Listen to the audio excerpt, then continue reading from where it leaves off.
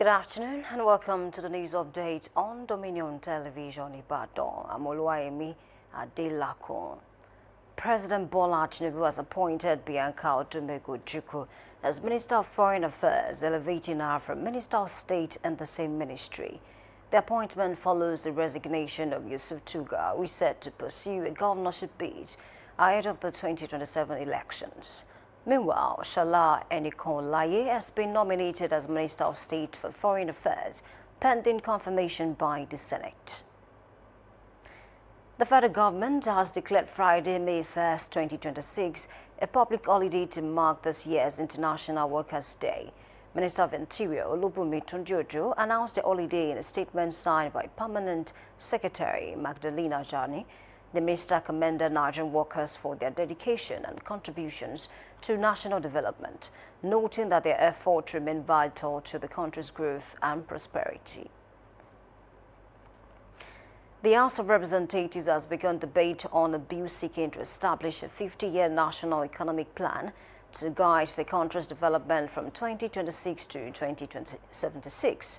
The sponsor, Amobi Oga, said the proposal aims to address policy inconsistency by creating a legally binding framework to ensure continuity, coordination, and accountability across successive administrations.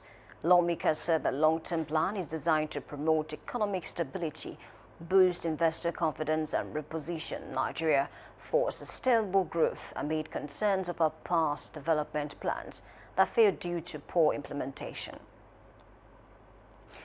The Oyo State Ministry of Education, Science and Technology has adopted the Gender-Responsive Education Budgeting and Spending Framework developed by Invictus Africa with support from the Malala Fund Commissioner for Education, Olusegun Olayiwola, represented by the Permanent Secretary of the Ministry, Bamidele Toyin Oyeloye, said the framework will improve efficiency and strengthen planning processes, aligning with the state's broader education agenda.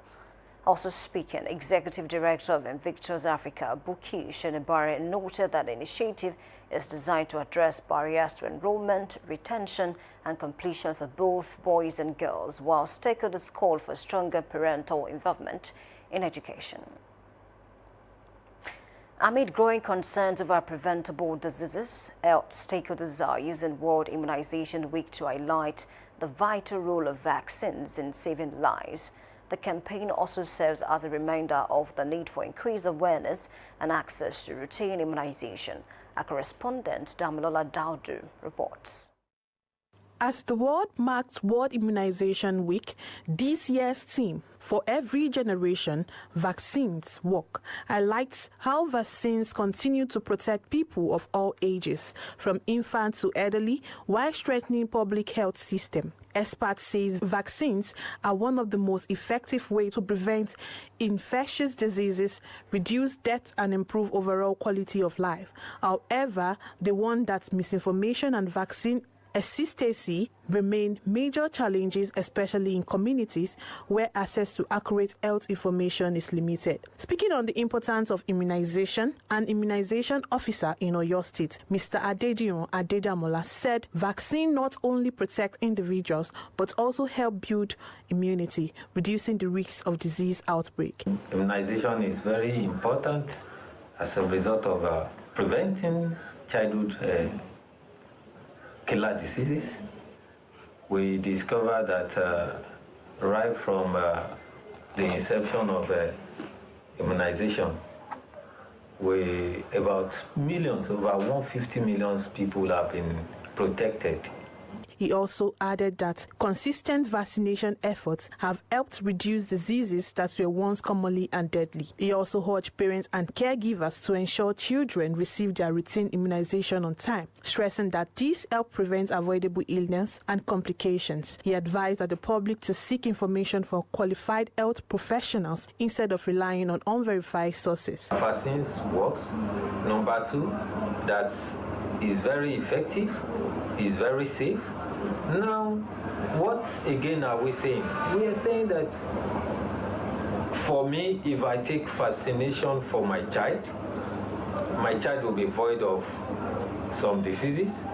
Now, not only that, he will be healthy, then the future will be there for him.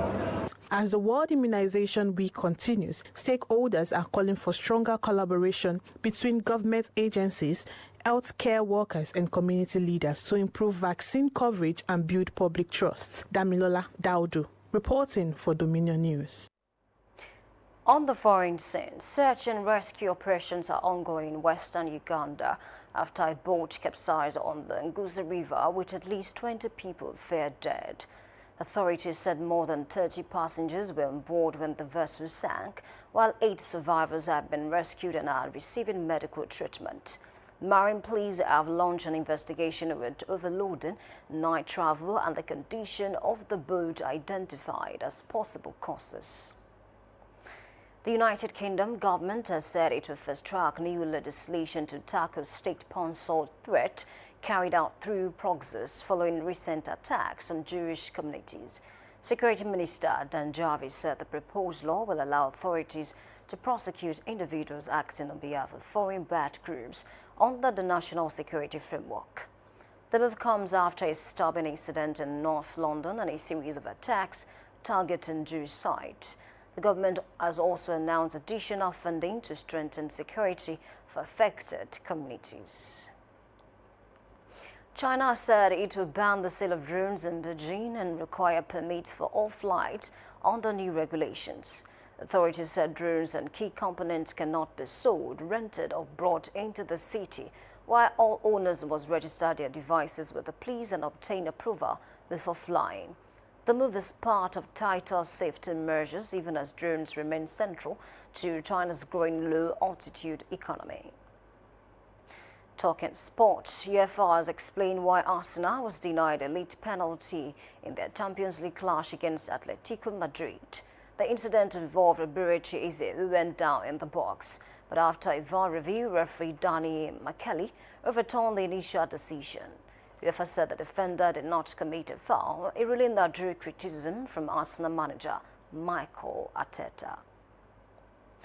You can visit our website on www.dominion.org.ng to watch us live and interact with us. You can also follow us across our social media platforms, Facebook, Instagram, TikTok, YouTube and LinkedIn at Dominion Broadcast and X at Dominion Cars.